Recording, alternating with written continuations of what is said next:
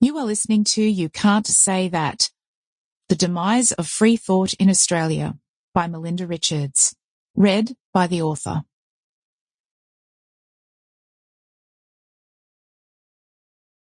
Freedom is never more than one generation away from extinction.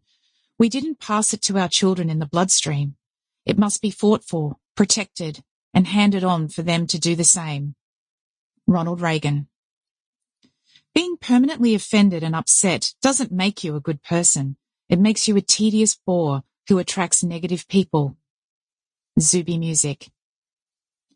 One certain thing in life is that we are going to die. What is now less certain is whether we are going to die with our civil rights and liberties intact. Freedom of a society is of a higher order than individual life, because that means that life has real value for us and a platform for future generations to grow. Melinda Richards. Dedicated to my daughter, Jessie.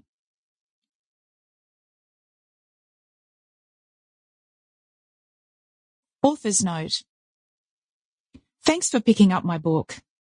I want to make it very clear from the outset that this is an opinion piece, and therefore, because it is largely a book against the current woke narrative permeating society and the damage it is causing, it will be controversial. That's the point of writing it, to provide a small voice of balance against those who keep saying, you can't say that. I'm a conservative. In 2022, this is almost a shocking admission.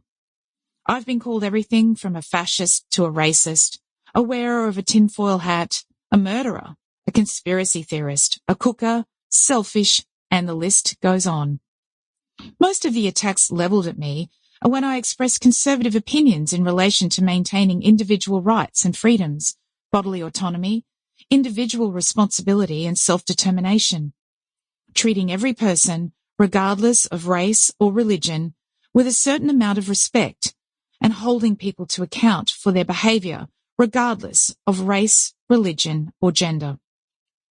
I am also strongly opposed to the sexualisation of young children and the mutilation of teenagers in the form of changing their gender before they have the level of emotional maturity to make such life-altering decisions. This last point is particularly galling to many on the left or socialist woke side of politics. Identifying as a conservative has always been difficult for me, as my life has been anything but conservative in the truest sense of the word, based on its original definition. However, it is a collective term to identify those who are now deemed in society as those on the right wing pushing back against a collective woke narrative that has infested our institutions, corporations, and governments across the globe. It is a narrative that has gone too far and is pummeling our human rights, our freedom of speech, and our ability to maintain a healthy, respectful, resilient, and tolerant society into the future. This book is about my experience as a conservative member of society in the 21st century. It is merely my opinion, and for the most part, I have tried to illustrate this opinion with as many examples as possible without writing 1,000 pages. Because it is merely my opinion, I feel that in this era of cancel culture, I should say up front, I am entitled to my opinion, and I have given you fair warning, so if you don't like it, please feel free not to read it. It is here, in any event, prodding society, along with many other outspoken conservatives, to at least put fear on the shelf for a while and consider for a moment that there are many people out there with other perspectives than the politically correct ones you are forced to digest day after day through the mainstream media and our institutions.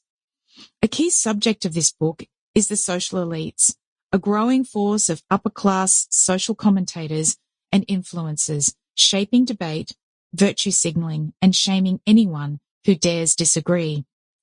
Who knows what the primary motivator is? Perhaps it is merely power and control.